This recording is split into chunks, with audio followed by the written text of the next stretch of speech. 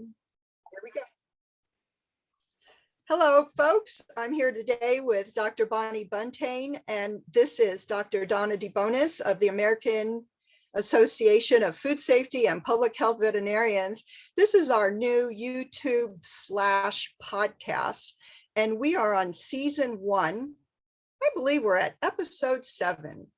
We'll find out if that is the case when I actually hit the interview information in our show notes. And I will tell everyone how they can contact us, as well as some high points of Dr. Buntain's career. But for now, let me welcome Dr. Buntain. How are you today, Bonnie? I'm great, thank you. I'm in Tucson, Arizona now, and it's a gorgeous day. Yeah, you're lucky. I am in Washington State on Whidbey Island, as I'm sure everybody knows by now. We are at 50 degrees, and let me tell you something, we're grateful because the sun is shining. Although it is really weird because you go outside, you see sun, you think, oh, it's going to be warm. It is not. It fools you.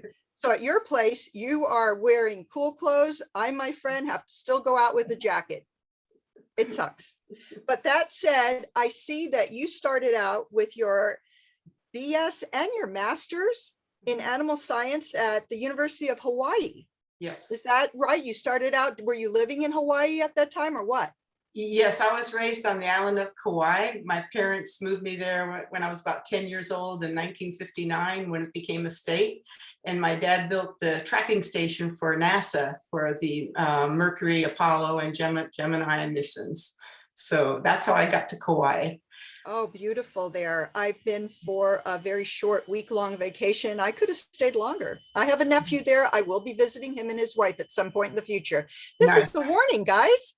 And then you had been in animal science. Did you know at that time you were thinking about being a vet? What was the deal? What brought you to veterinary medicine? Well, I was thinking about a career in animal science because I was dating a local boy at the time, and he was interested in having a ranch. So I thought, well, I better learn about animal science. And then Vietnam happened and he didn't come back. So I decided, now what could I do with an animal science degree?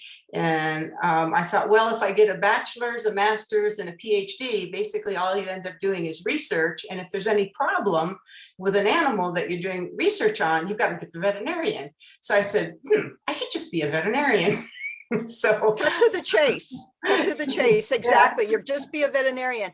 Now, let me think here a moment. So I went to Colorado State University as well. And when I got accepted in, it was around 1979, somewhere in there. And I remember there were not very many women in my class. What was it like for you to get accepted to veterinary school? Very different than today. Generally, I was accepted in 1973 because I had finished my master's to get some of the prerequisite courses for Colorado. And we were part of the WICHE program. So we had 13 states competing for a part of the class in Colorado, California, and Washington, I think. Meanwhile, my parents had moved from Hawaii to Colorado. So that was my decision of why I went to Colorado.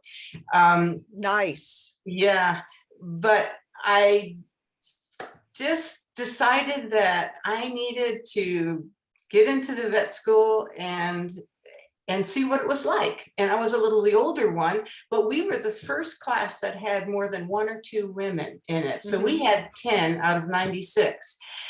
And there were professors that were threatening to quit. The famous O.R. Adams of equine lameness, he said, women can't be equine veterinarians, they're not strong enough, and et cetera. So it was tough. In fact, I have to tell you, I was in a kazoo band during the Equal Rights Amendment times and marching with my women's kazoo band. And the next day, Monday, I was in radiology. So I was, in those days, we had to do the dipping, to get the radiographs. Oh, you mean process film by hand? By hand. In a red light lab. Yeah. Okay, go for it. Yeah. And so all of a sudden, the roundabout door comes and a taller person than me breathes down my neck and says, if I ever see you marching for the Equal Rights Amendment, I will make sure you do not graduate from veterinary school. What? Yep. Ooh, wow. And what could you do? I mean, we're in a radiology cubbyhole. Oh yeah, it's a tiny closet. That's just, yeah, that's what it is. And then OR Adams would just put us individually into exams, and there was nobody there, and he would be in his office, and I think his goal is that he needs to get rid of the women. Yeah. Wow. Mhm. Wow. Okay. Yeah. Yeah. I got heckled. Oh, from, I have to tell you one more thing, a really funny story. Okay.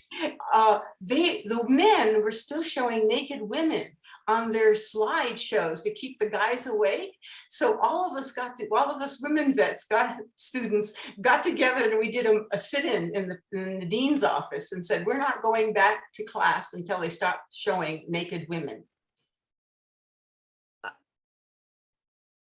I don't know what to say about that. All I know is that thank you for doing that before I got into vet school. Thank you. I had no idea. Although I will say I did get heckled by male pre-vet students and male vet students. Yeah. I was heckled. I was told the same thing. You're not strong enough. Yeah. But yeah, that is mind-boggling. Mind-boggling about the naked women on sites. Okay, well, let's advance through. You obviously got through vet school. And if you were like me, sounds like you're a horse person. Dare I guess that you were a horse person and did your electives on equine lameness, things like that? No? No, I really didn't set my goal on being an equine vet. That was my strength anyway, because I'd had a horse since I've been 11. But what I did was I did an internship in Glasgow, Scotland in large animal medicine and surgery. And there was a very famous equine veterinarian there who would see some interesting cases. And then I went to the University of Missouri for a residency in large animal medicine and surgery. And that's where Dr. Kaufman was. And he was very famous in laminitis and the pathophysiology of laminitis, and I got fascinated by it. And just as I was about ready to leave my residency, I got a phone call from Hawaii saying that the veterinary practice, which is a mixed practice, was going to spin off their equine practice. Would I like to come back home to Hawaii and buy their equine practice? Wait, what? So that's how But on the other hand, I have to tell you that you took a very interesting path, as I hear you say it, through veterinary school. You did, when you graduated, you did an internship in Scotland? Yes. Okay. During my summers, I worked for a pathologist, Dr. Alexander, God rest his soul. And he had worked in Glasgow, and he just thought it was a really, and I'm Scottish, my family is from Inverary in Lochfine in Scotland. And he thought it would be a really good experience for me to go overseas and experience a whole different way of teaching veterinary medicine. And it was very different from my veterinary school days. There was no pharmacology.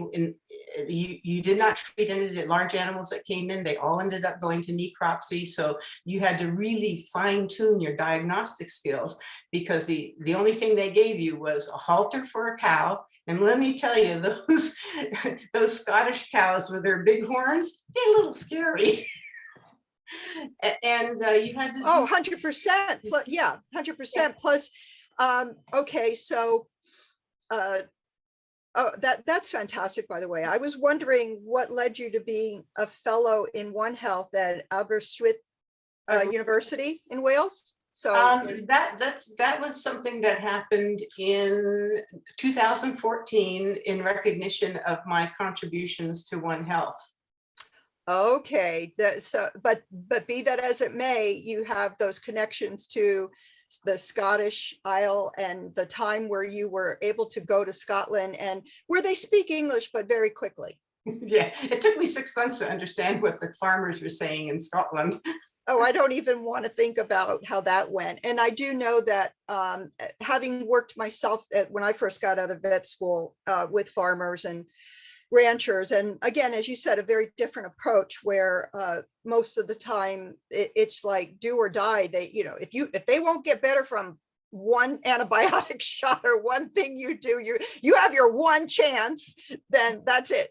Well, the beauty of what I learned in Scotland was that if you can't diagnose an animal, particularly in the large animal area, by a good physical exam and the history, then you're not worth your weight as a veterinarian. You don't need all those fancy tests. And it was amazing how good I got in listening to lungs and guts and everything, and to the farmer's story. And then when the animals went to necropsy, we had to stand there and say, this is what I think. And then the animals laid out, and you really learn.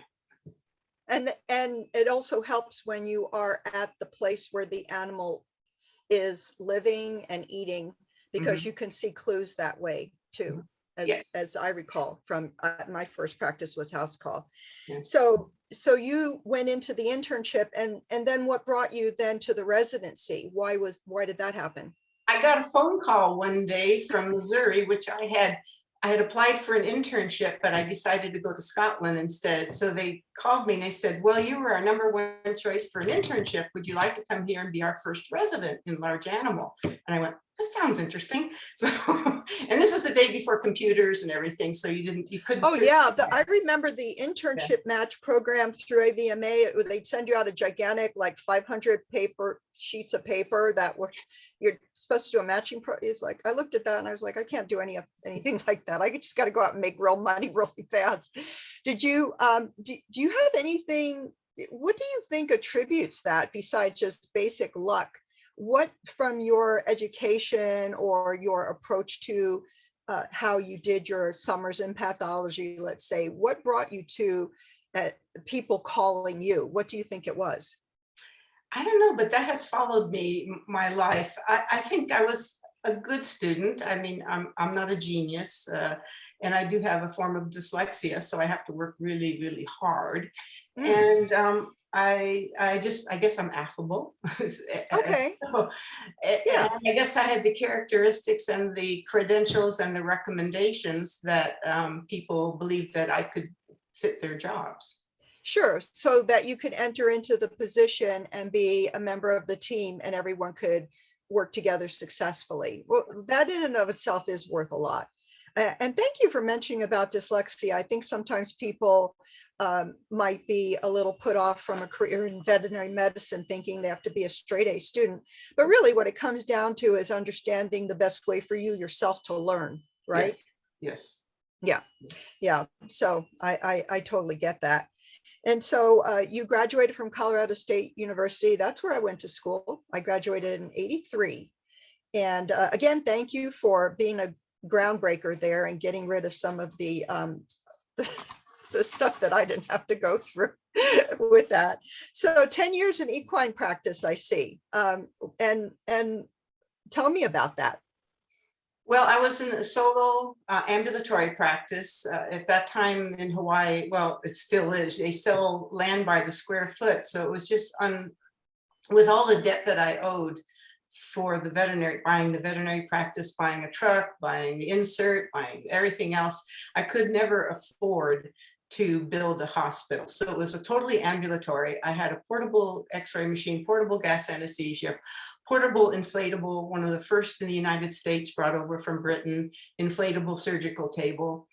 And I basically would work in stalls and in arenas and or out in the pasture and on grass. And if I had to do a surgery or anything, which usually it ended up being an antemortem, postmortem in many cases, because they wait way too long to call.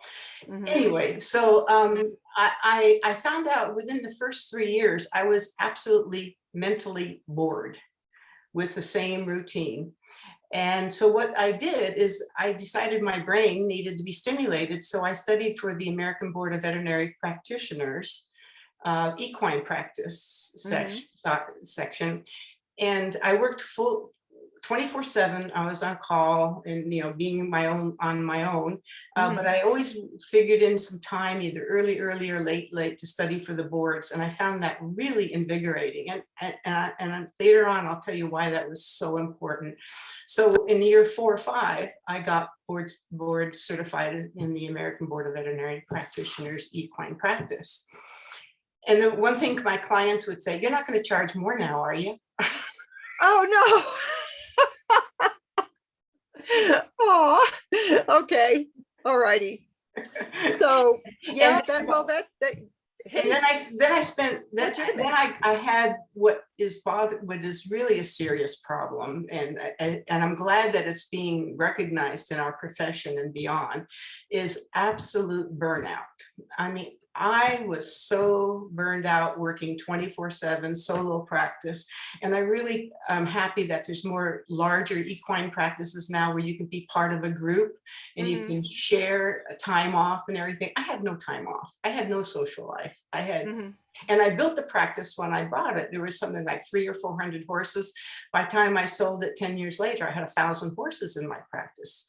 So, you know, it was a lot of work and physically difficult. I had a horse coming up out of anesthesia that fell on my knees and crushed my legs. I have really bad arthritis from all of the heavy lameness exams and the heavy work, because I do all the leg holding and didn't. I had a few assistants that would help, but you really need, as a veterinarian, to do that kind of work, because you need to know that you're holding that leg right, you're using your hoof testers right, and it's extremely physical. So I got burned out mentally, physically, and then I got burned out financially.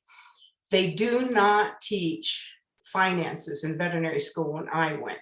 And if I had any advice to anybody interested going into practice, make sure you take a business course. If you don't get enough in veterinary school. No, you don't. We only had a very small accounting, I think, as I recall. Yeah. When I was in even. Yeah. I had no good business sense. I hired a business manager that ended up being a disaster. I got embezzled. And so bottom line is that finally, I ended up selling the practice to a gentleman who was a horseshoer in Hawaii for a year, and a local boy raised on the island. And he decided that he wasn't going to be a fancy equine surgeon, so he wanted to come back to Hawaii. So that worked well. I got to sell the practice to a local boy, not for the greatest amount. And I realized after 10 years of burnout, physical damage, and financial crush, I really didn't have many savings at all. Well, that was real corruption that happened to you on your practice. And I personally remember a veterinarian who was, I thought, very successful when I had, because we all aspire to have hospitals, and oh my God, maybe we can have more than one hospital. And back then, 30 years ago, that was like a big thing, you know. And this one gentleman that I used to refer to, because I had an ambulatory practice, which started out equine, but then ended up being a lot of big bad dogs who were Rottweilers that were trying to bite people. Almost as bad as a horse kicking. Totally. And so he and I'd sit down every now and then, because he appreciated that I would refer, you know, in clinic work to him. And he sat down, he goes, so you know what, Donna, my my practice manager for my two hospitals. I go, yeah, I know him. He goes, yeah, he embezzled $13,000-15,000 that I know of from me, and he just disappeared. And I remember looking at him, and I was so shocked, just on the level of how, first of all, how can anybody do that to this really nice person? And number two, this is a veterinarian. Again, how can anybody do that? Because we're, you know, I mean, we're nice doctors, and not to say any other doctors aren't, but come on, you know, puppies and kittens. And then number three, you know, I looked up to him as so smart, and I think he heard me in the back of his mind, because his reply to me was something I've kept and I've shared to many different people, was that this is the deal. It's not about how smart you are. It is about the fact that if somebody is going to get one over on you, they are spending all of their time figuring out how they're gonna make it happen. And it has to be really lucky that you don't have that happen. And we know that now from the many people that we hear about on the different con schemes that have. In fact, there's a Netflix on there right now with a guy who conned people on social media and this kind of stuff. So it's very, very common, and it's not to be looked at as if the person was not, smart. It literally is, you have to have an element of trust in someone who is doing something for you. That's it. The end of story. So that said, I'm glad that you were able to come out of it. I myself did somewhat the same thing. I ended up selling my house call practice for enough money that allowed me to make a move.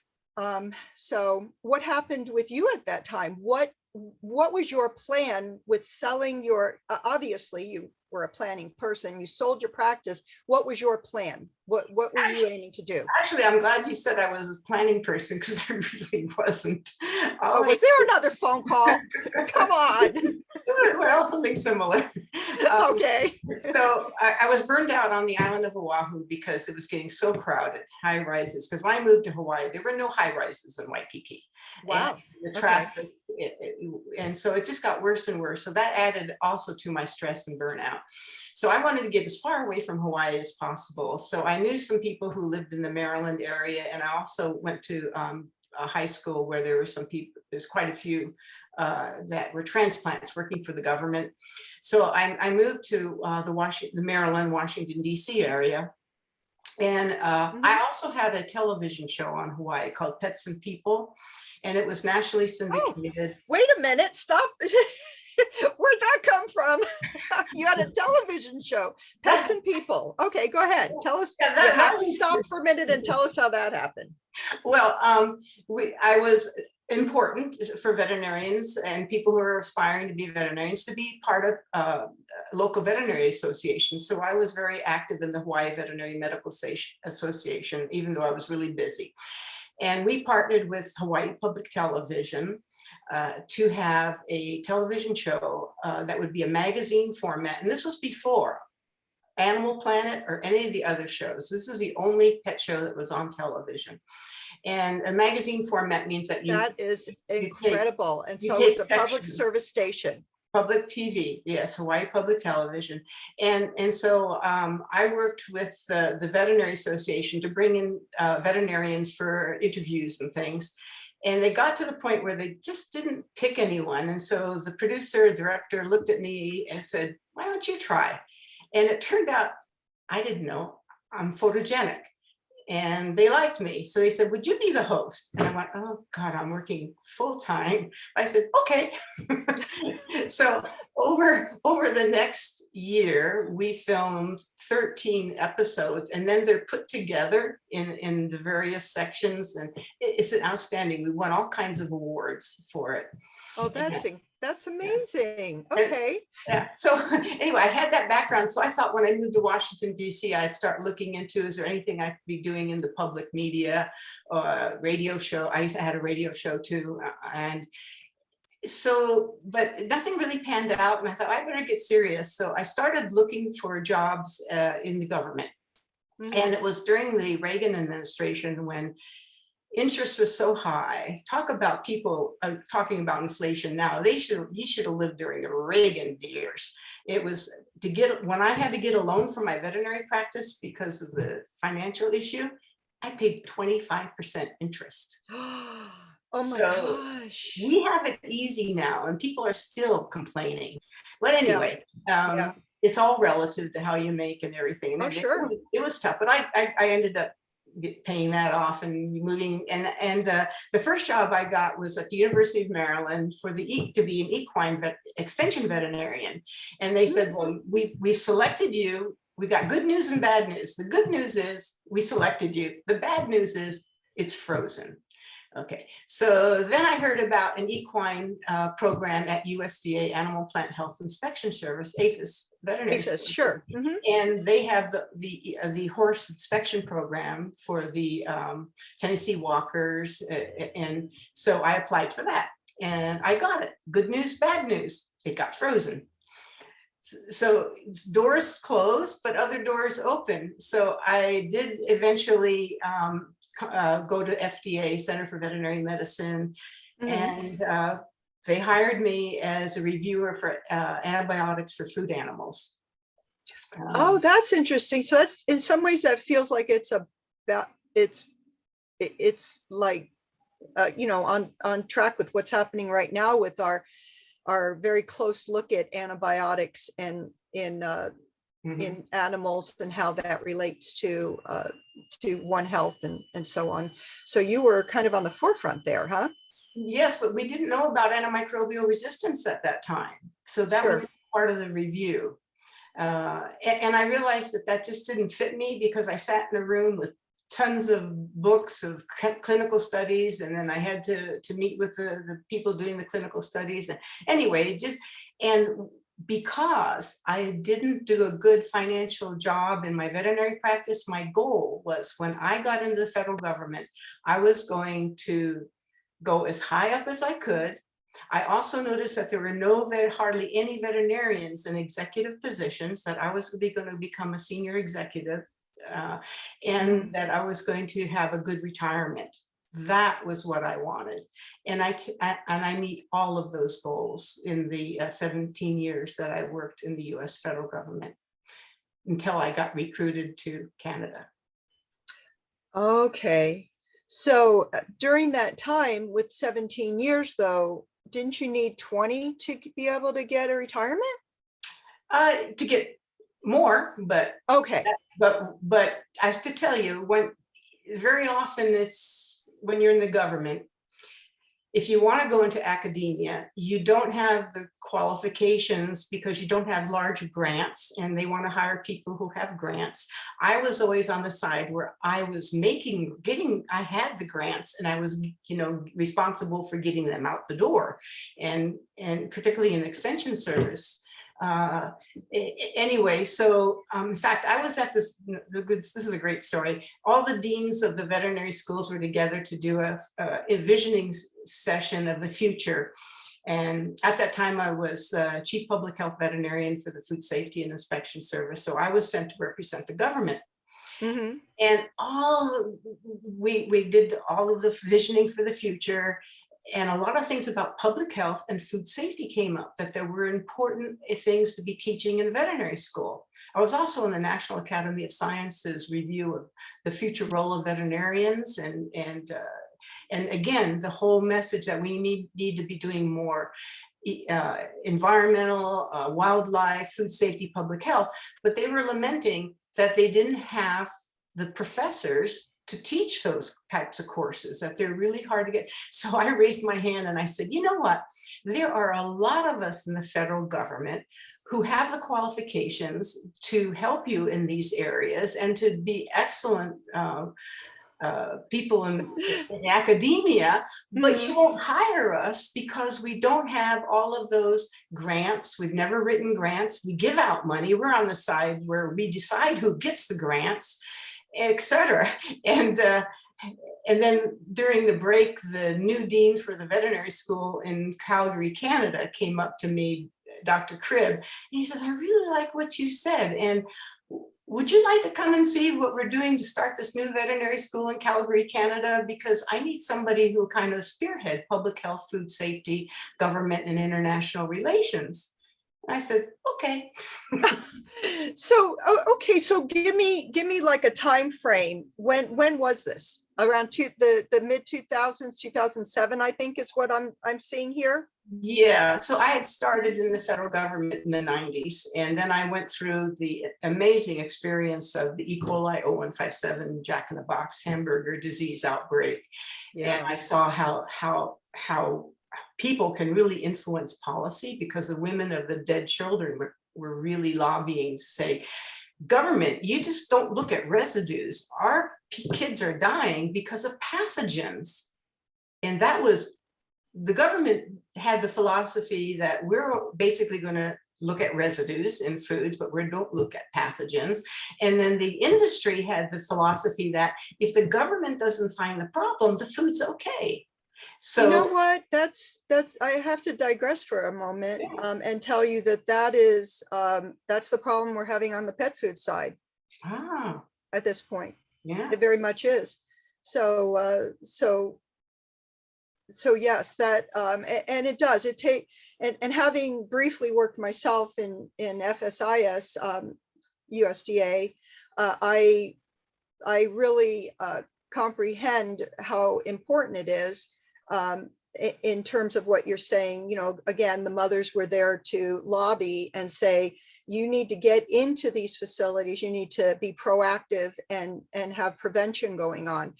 And now my goodness, things have changed so much again. But at any rate, that makes me feel that we have to take that approach when it comes to pet food. So Well, I think I the biggest thing that changed food safety was when the Clinton administration came in, their focus was we have to get HACCP, hazard analysis and critical control points systems, into the food safety system, because that makes industry responsible for looking at what hazards are present. That could be chemical, physical, or microbial. How are they going to find out what critical control points where they could enter and they could actually have a control plan? So HACCP revolutionized food safety and put the onus more on industry to be responsible. Right, and they should be paying for keeping themselves keeping themselves in line and to hold the standards. Yes, so that makes perfect sense. And I know you want to talk about organizations, but I have to tell you, in the federal government, you have an opportunity to liaison with organizations. So I thought it was really important while I was in the government to be members of, at the time we were in the very early American Association of Food Safety Veterinarians. And then I also was a liaison to the AVMA Public Health and Food Safety Committees. And so that being active also kept my fingers on how government and private practice and industries all work together and how we can be collaborative. So let me reiterate here a very important concept. What you're saying is that when we as veterinarians enter into prominent leadership roles within our veterinary associations, we also have the ability to make an impact and make a difference in these different issues that arise. Very much so. The government had a little hard time with me being a representative to the Food Safety Committee. Well, at that time, it was just public health. We later on split to public health and food safety because they said, you know, what hat are you wearing? You go there, you're the federal government person. You're supposed to speak for the federal government, but everybody knows that as a veterinary professional, we have our professional opinions. Yeah. So I used to play a game sometimes. I'd have my USDA cap and I said, okay, this is my USDA position. All right, nice. Okay, hey, that's a good way of handling it. I love it. But the networks that you develop are amazing when you're part of a veterinary organization and become active in it. So at that time, the American Association of Food Safety Veterinarians, was that when it was called Food Hygiene Veterinarians? We changed. I was one of the ones that said we have to change this because nobody knows what food hygiene is. So, and Dr. Dan LaFontaine and others who are the founders of it say, yes, we need to change it to the food safety veterinarians. And we had a seat on the House of Delegates for AVMA.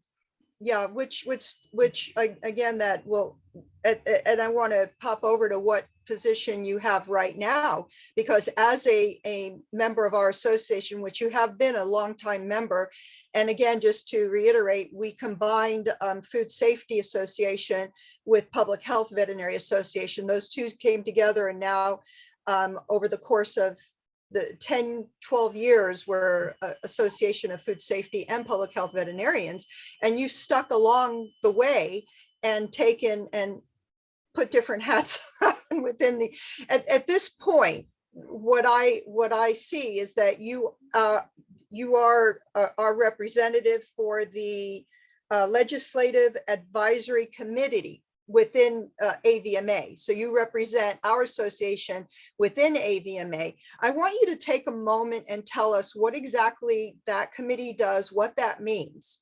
Okay. Yeah, That's very important.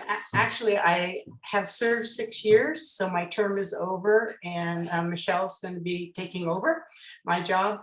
But because I Oh, work, Michelle Fanistel. yeah, Yes. Fanistel. Okay. Thank you. I always Dr. mess up Fanistel. her name, but Fanistel. Yeah.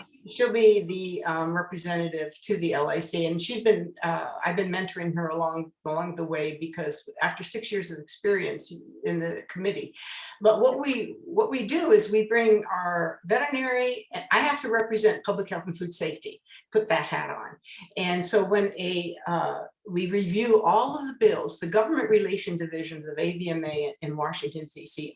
is outstanding. They summarize the bills for us. If we want, we can read the Senate, we can read the House version. It's a lot of work, a lot of reading, but I've learned so much. And then they have a summary sheet. And so then we put our food safety and public health veterinarian hat on and say, does this meet the intent of our organization, and will this promote public health and food safety, or do you see any red flags?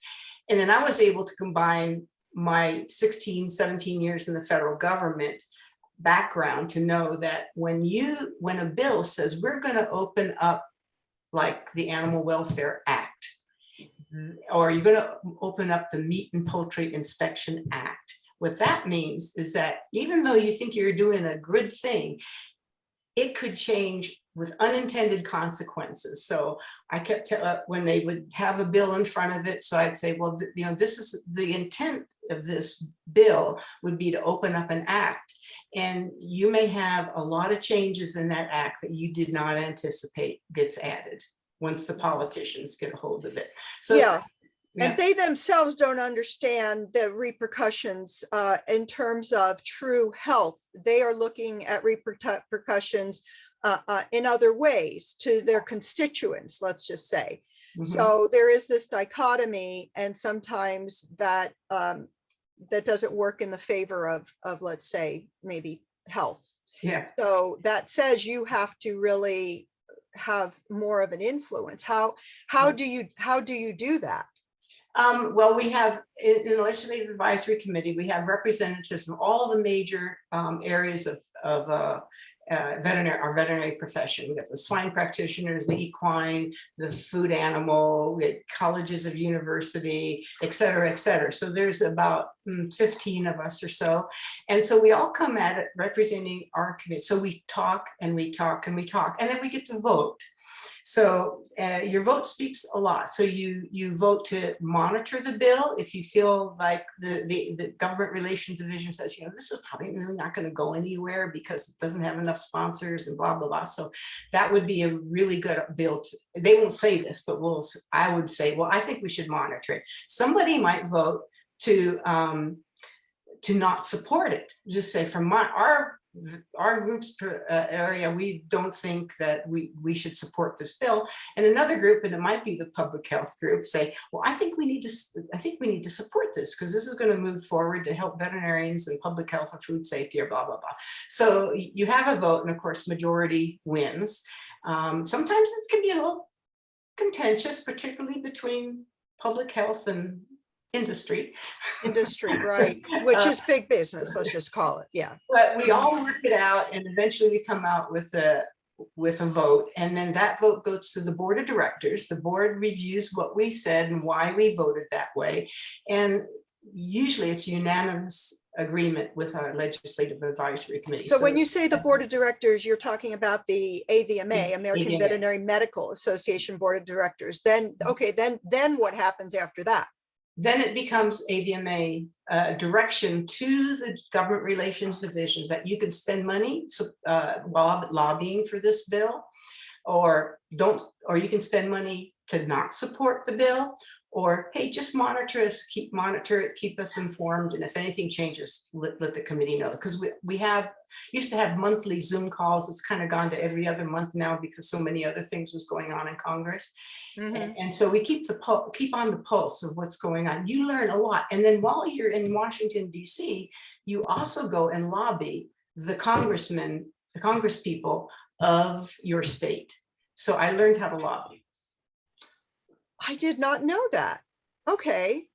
So really you're very much involved in the legislature that comes up about these top issues that have to do with food safety and public health as a veterinarian. And this is pretty incredible, because I think sometimes as veterinarians, when we're just working our jobs, let's say, we don't realize that we have an opportunity to have an influence, and sometimes maybe even a great influence. And what you're saying is that because of your role in the American Association of Food Safety and Public Health Veterinarians as a representative to the AVMA within the legislature committee, in turn, besides lobbying yourself, you can do that. You, in turn, you help the AVMA come to decisions to determine what bills and acts and so forth are going to go forth and become essentially our law at some point. Is that it? That they would spend our membership dollars to either support or defeat.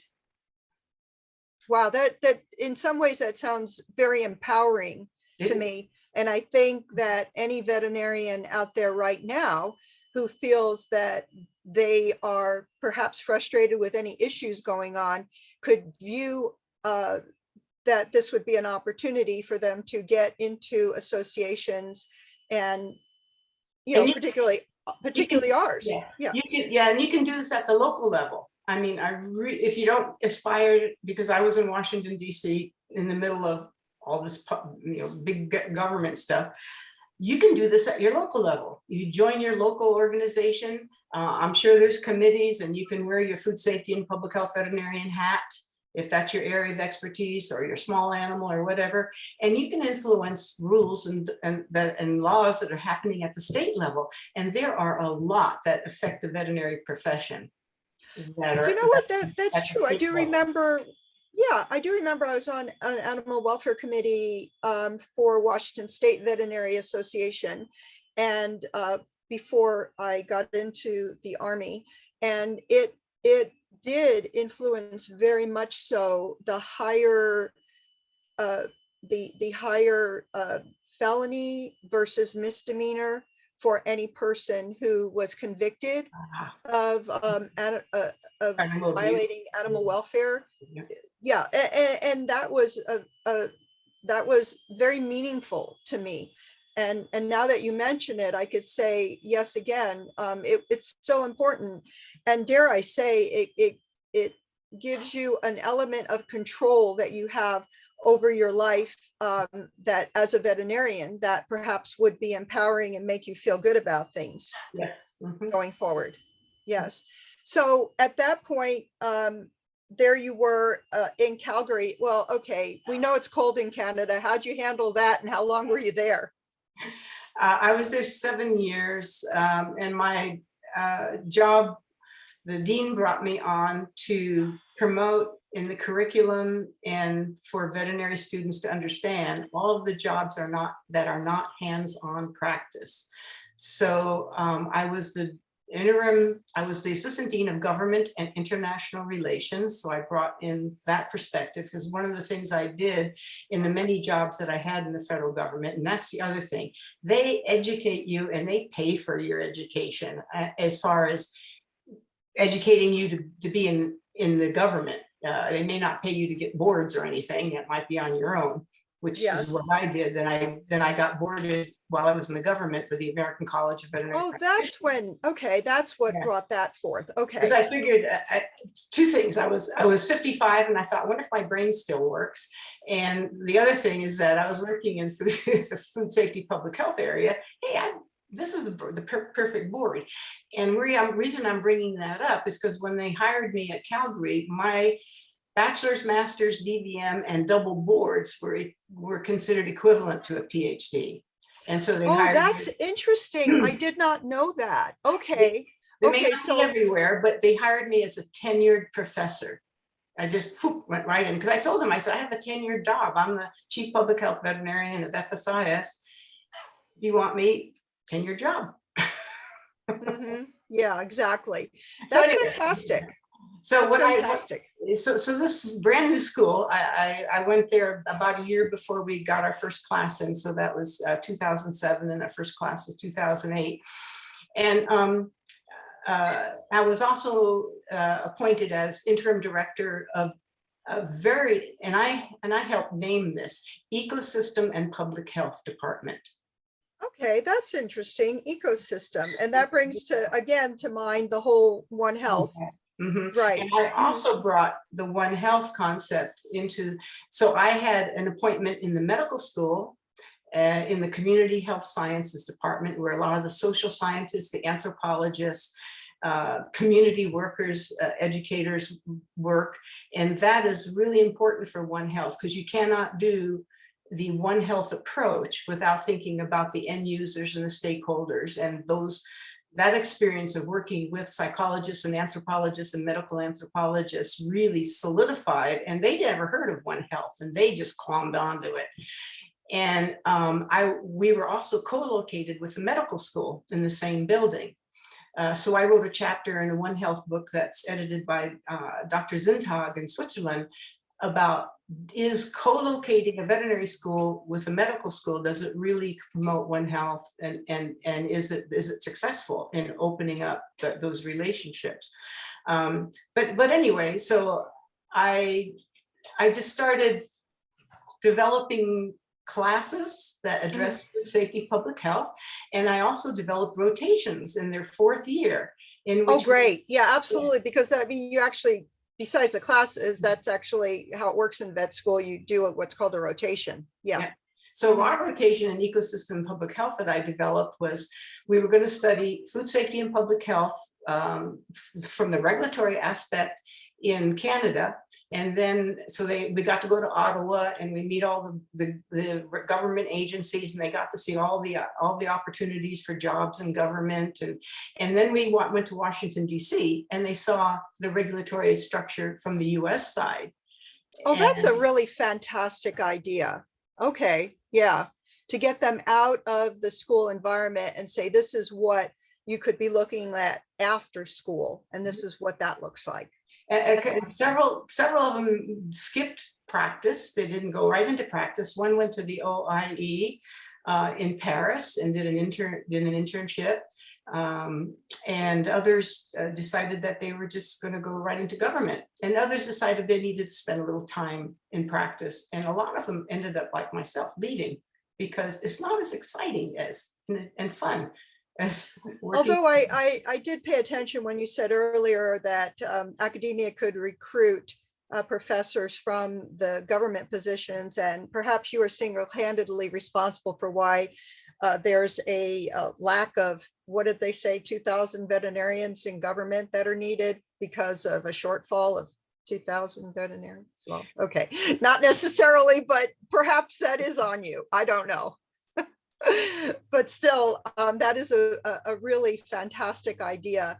I personally never got, the closest I got to teaching vet school was actually teaching a veterinary technician class or two.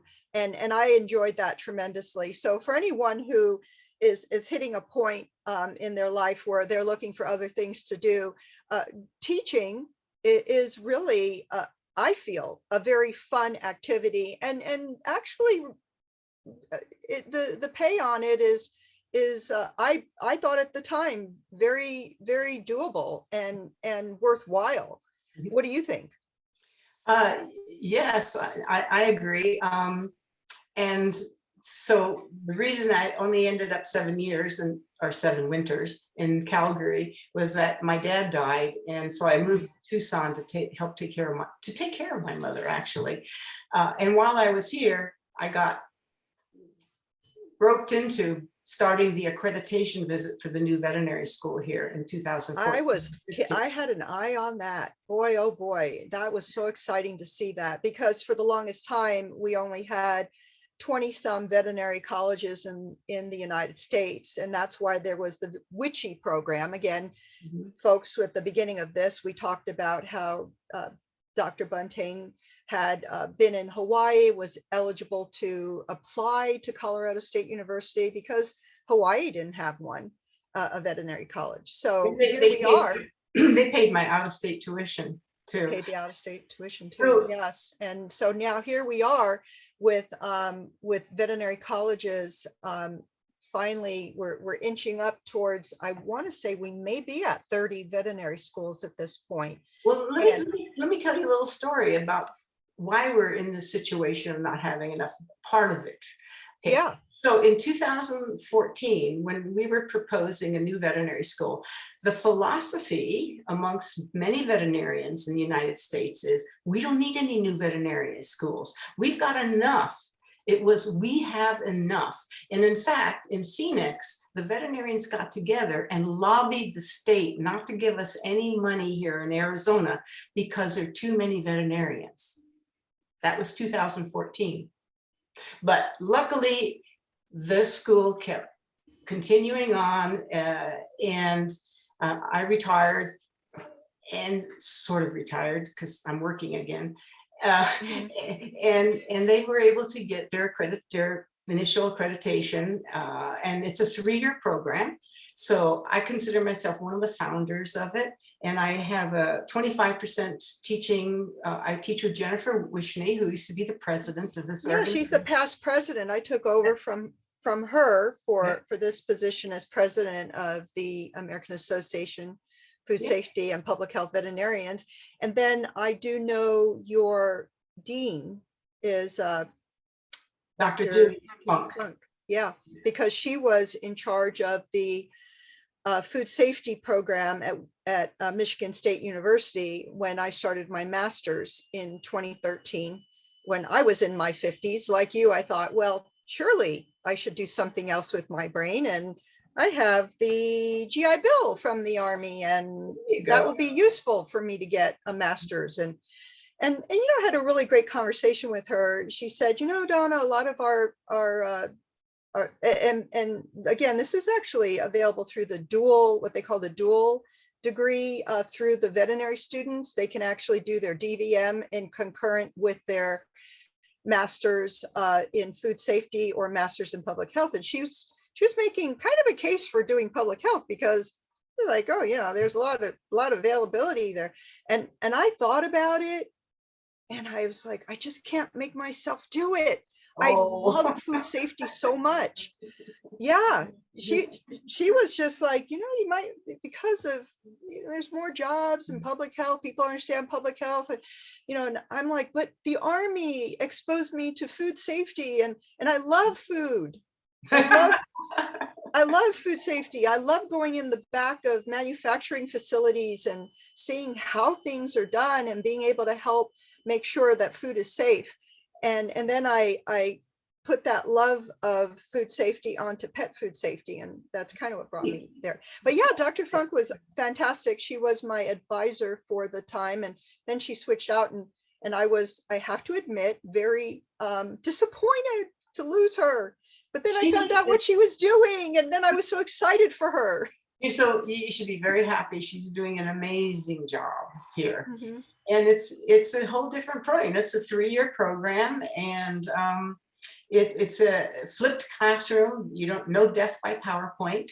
So it's very, very innovative, and that's how we started it in 14, and they've just kept it on. And then she's hired some amazing people, and not the least of which is Dr. Wishney as your co-teacher for professor, I should say, for One Health. She's actually the director of the course, and I'm kind of like help her where she needs it. So I help grade, not grade. That's the other thing. This school is pass fail, so you don't have that horrible competition and stress that the students have. When I remember trying to get A's all the time. Oh yeah, 100%. I do recall that as well. And for what I understand, isn't this an unusual situation with her allowing professors to come in and teaching via? I mean, you don't have to be in class present, do you? Well, during COVID, it was pretty much all Zoom, but Jennifer lives in Seattle. So the One Health course is taught by Zoom, but all the other courses now are back in person. In person. And then you yourself are in charge of the lab at the vet school? Yeah, so the lab was our veterinary diagnostic lab was in some issues, and so the provost called me because she asked Julie, who do you think could handle this type of job? And she said, Bonnie, but I don't know if I want to ask her because this is going to be a really tough call. And so she told me, I said, oh yeah, have the provost call me. So anyway, the provost called me and I decided that I'd give it a try. And there was another phone call. Yeah, here's a job. I need those phone calls. I don't know. Anyway, That's exciting. That's exciting. Yeah, and so I was given as my chief operating officer another veterinarian who's the director of animal care, and her name is Dr. CJ Doan, and she's just amazing because she's part of the office. She's been part of this office that has for 10 years that we moved out of agriculture into this other office called Research, Innovation, and Impact.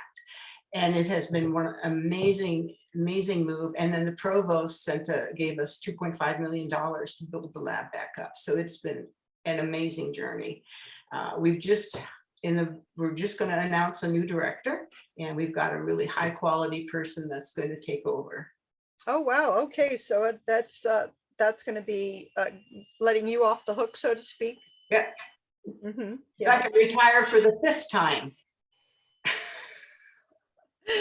I kind of know the feeling. I think this is something I hear in the interviews that I've been doing for everyone so far, is that, yeah, retirement was available, but then we switched careers, and then retire. Well, you know what? Then we switched careers, and it seems like veterinarians, we just kind of keep going.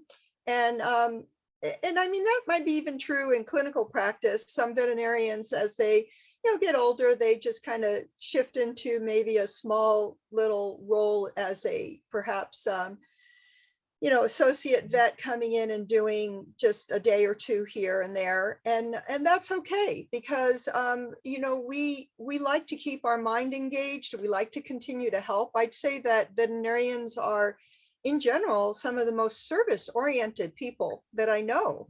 And back to the fact that, again, most veterinarians I know are typically involved with at least, a couple of things that they're doing, if not they're, some type of veterinary association that they're involved with.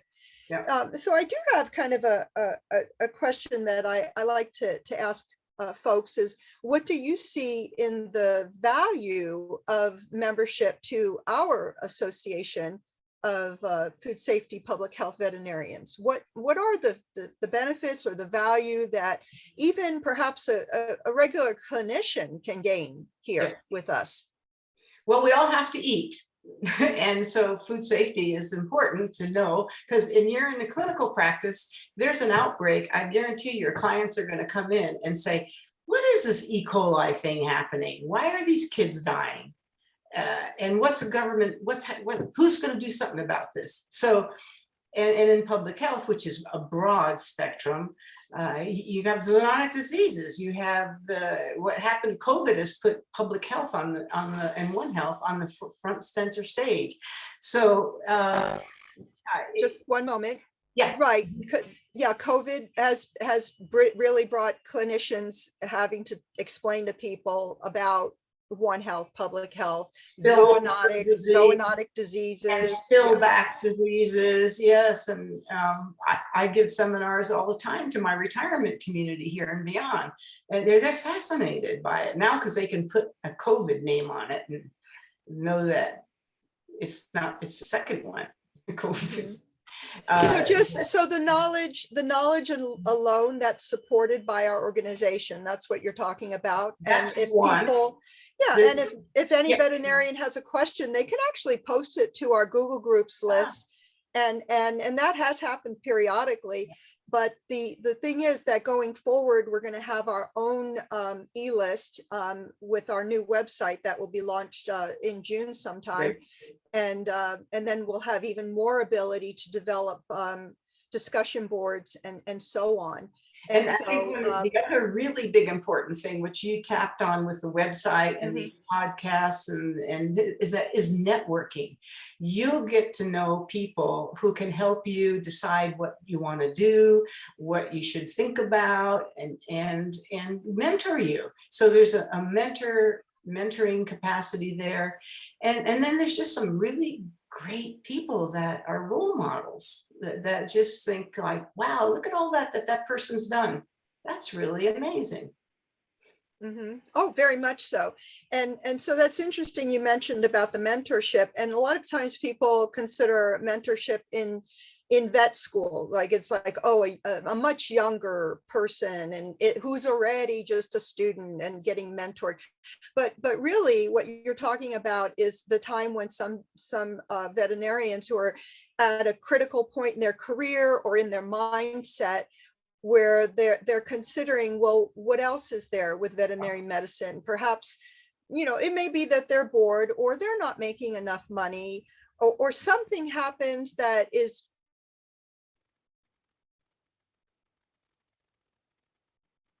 there. I've got veterinary medicine. What can I do with this? Yeah, exactly. And another thing, I was determining whether I should say this or not, but if you're gay, which I am, you're accepted now more than you ever are. And we have the LGBT committee that has a friendship source and everything.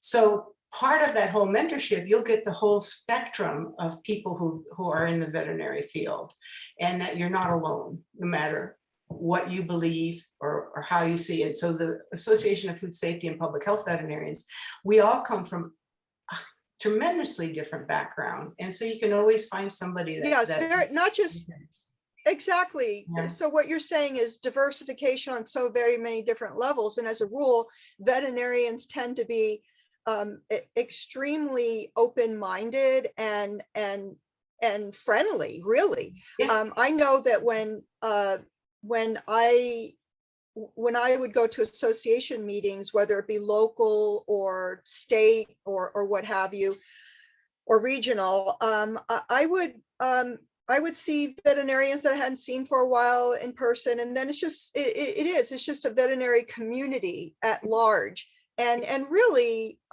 ultimately, I guess what we're both dancing around and trying to say is that veterinarians really do want to help one another. I think if I put a call out and said, hey folks, I really need some kind of work, and it has to be within my favorite skill set, and here's things I can and cannot do. Can somebody help me? And I venture to guess that there would be people who would reach out and provide me with some kind of ideas and answers. And I think that the important takeaway from this is that that our association does give you that opportunity. And let me tell you what we have going on. We have several hundred members. We're not a huge association. Like American Veterinary Medical Association is it tens of thousands of veterinarians? 96,000. It's getting close to 100,000. Okay, 100,000. Our association is small enough to where you don't get lost in the mix, and that you have the ability to enter into leadership roles very quickly. It literally is a matter of join our association. Here are the different opportunities and openings we have within our board of directors, within our committee members to AVMA, they're the representatives from our association who go and actually advocate within AVMA. And you have the chance to enter into and get trained as a leader in veterinary medicine in our national organization. I can't even begin to tell you how huge this is. I came in myself because of the Army and food safety aspect. And one of my Army colleagues had said, hey, I've got this buy one, get one free membership deal. Let me put your name down for this. And it's like, oh, cool. Yeah, all right. So I started to kind of be on the, outskirts, 10 years ago or so. And then in a few years ago, probably 5 now, I guess, I got to know some of the other members, and somebody was like, hey, there's a position open for becoming president. And I felt so strongly about pet food safety. I thought, surely I can have, some kind of voice about pet food safety and be able to advocate on behalf of pet food safety. And so then they're like, it just went on to like, oh, by the way, there's this position as incoming president, where you kind of learn the ropes for 2 years. And like, okay, well, I'll throw my hat in the ring for that. And lo and behold, here I am. And look what you end up doing. You end up making podcasts and videos. I mean, that's something new. I mean, you created a new mode of communicating with our people. Exactly. And so Congratulations. Right. And you know what, I really love it. I have to say that at this point in my life, since I'm not doing, I'm separated from the Army now. I could have stayed in, but you know what, I want to be home, and I want to enjoy my horses, my land, my kids. I want to have that time where I get to enjoy my life. But then despite that time, I'm going around and walking my beautiful acreage and everything, I still want to have some meaning. And so, yeah, I have my pet food safety things I'm doing and working on a book and so on, but also being involved with this organization, it's given me a lot of meaning in my life and a lot of satisfaction to say, hey, now I have this idea. And I have to tell you that when I kind of pitch my ideas to the board of directors, everybody's like, hey, yeah, that sounds good. I don't know. They go along with it. It's just, I don't even know how this happens, but it does. So so it's fun. It's really good. We get to really stretch our wings, and here we are, a group of public health and food safety veterinarians that really span a diverse amount of not just. I want to tell you, we have a good amount of young people who are coming in, younger veterinarians. We really span ages in our organization, so many different careers that I never heard of. I've been doing these interviews, and I'm astonished with every step that different veterinarians have been taking in their careers. Who knew that these things were available? And so going back to what you said with the mentorship, really what I'm saying is that if somebody raises their hand and says, I have questions, I would like to talk to you or you about, what I could do with what I know as a veterinarian, where I am in my life now, what are my opportunities, what's available? And I venture to guess that a lot of veterinarians would step forth and say, hey, guess what? This is coming up and this is coming up. Wouldn't you say that's the case? Yeah, I think we're a very helping, service-oriented association as well as profession. And I just want to say to the veterinary students or people thinking about veterinary medicine, this is one of the best and highly respected professions. That's really true too. And I remember that when I was looking at figuring out what I wanted to do, and there was, of course, people saying, oh, human medicine. It's like, you know what, I realize veterinarians don't make as much money, but I just truly love animals so much. And so you have to love people a ton. Oh yeah, and yeah, that's the thing. Yeah, that's the thing. You have to love people a lot. I mean, that's something that they try to tell us in vet school, and I'm sure a lot of us ignored and so on. But that said, we do like to help people too. Yeah. We like to be heroes. At the end of the day, I'm here to say that I believe as veterinarians, we do like to be heroes for animals and their owners. And the public. And That's been my approach. And then reputably, it is a fantastic profession in terms of reputation. So at this point, Bonnie, you are our acting past president. So you join our board of directors when we have our every other month meetings, which we're kind of at this point. And so with all of this that you have to look back on in your career and time that you've been in different organizations and so forth, what would you sum up really as far as what you have to say about veterinary medicine as a whole? And do you have any final maybe words of wisdom or anything you want to say right now that we haven't talked about? Anything along those lines?